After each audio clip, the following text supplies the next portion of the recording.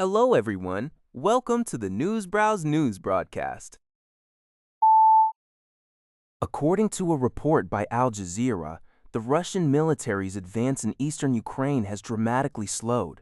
Data from the Institute for the Study of War reveals that Russian territorial gains in the first half of 2026 collapsed to just 622 square kilometers, compared to 2,190 square kilometers gained during the same period in 2025.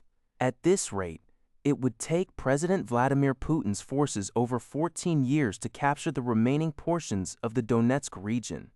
Meanwhile, Russian casualties have reached catastrophic levels, with Ukrainian military officials estimating nearly 40,000 Russian troops were killed or injured in June alone.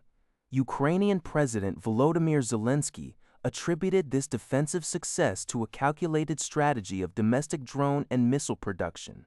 These long-range capabilities have enabled Ukraine to disrupt fuel and ammunition supplies along Russian front lines, a strategy dubbed logistical lockdown. Consequently, oil refinery strikes have led to critical fuel shortages inside Russia. Although Russian officials have signaled an openness to peace mediation through the United States, they continue to reject direct ceasefire proposals from Kyiv. According to Al Jazeera, United Nations Human Rights Chief Volker Turk has issued a red alert warning of an unfolding human rights catastrophe in the strategic Sudanese city of el-Obeid. Speaking at an urgent UN Rights Council debate in Geneva, Turk called on global leaders to coordinate immediate action to prevent mass atrocities in the capital of North Kordofan state. El-Obeid, a city of 500,000 people, also hosts approximately 100,000 displaced refugees. It has recently faced a devastating siege and relentless drone strikes by the paramilitary Rapid Support Forces, RSF, who are battling the Sudanese Armed Forces, SAA, for control. Recent bombardments have targeted key infrastructure, plunging neighborhoods into darkness and cutting off clean water supplies. The UN Human Rights Office reports that at least 45 civilians were killed and 41 injured in 15 drone attacks between June 6 and June 28. The urgent UN debate, initiated by the United Kingdom on behalf of several nations, highlights growing international alarm as European countries prepare to present a draft resolution to address the worsening crisis.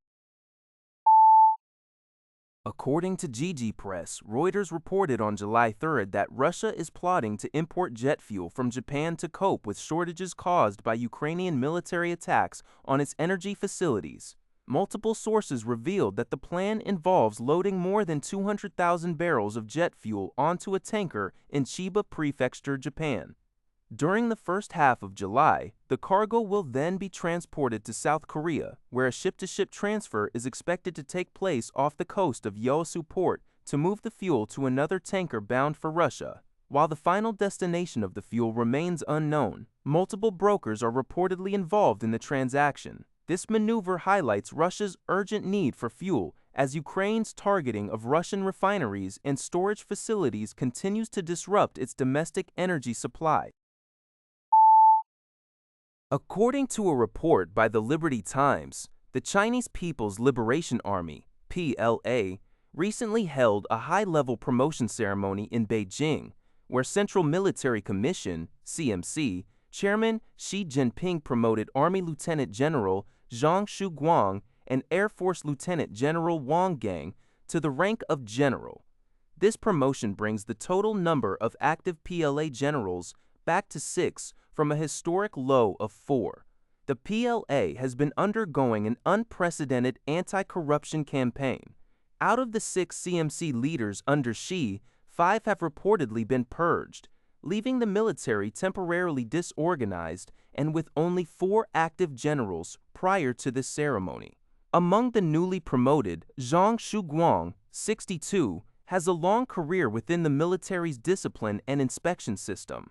Wang Gang, 61, a former elite pilot, has effectively been running the Air Force's daily operations due to the absence of the previous commander and political commissar, both of whom have not been seen in public for over 6 months. Following his promotion, Wang has officially assumed the role of PLA Air Force commander, making him the youngest active general in the Chinese military.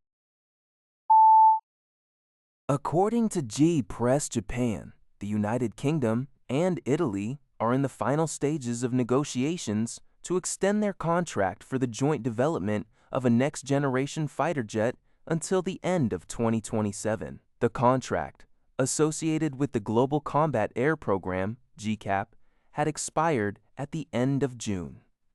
Despite facing severe financial constraints, the British government announced a defense investment plan on Tuesday that includes an £8.6 billion contribution for the GCAP. This announcement has brought relief to Japan's Ministry of Defense, which had previously anticipated a potential reduction in Britain's funding. A senior ministry official described the British commitment as a necessary amount to keep the project on track. The contract extension will be finalized between the GCAP International Government Organization, which is tasked with overseeing the development program, and Edgewing, a joint venture established by defense companies from the 3 participating nations to design the new fighter model. That's all for this video. Thank you for watching. See you in the next video.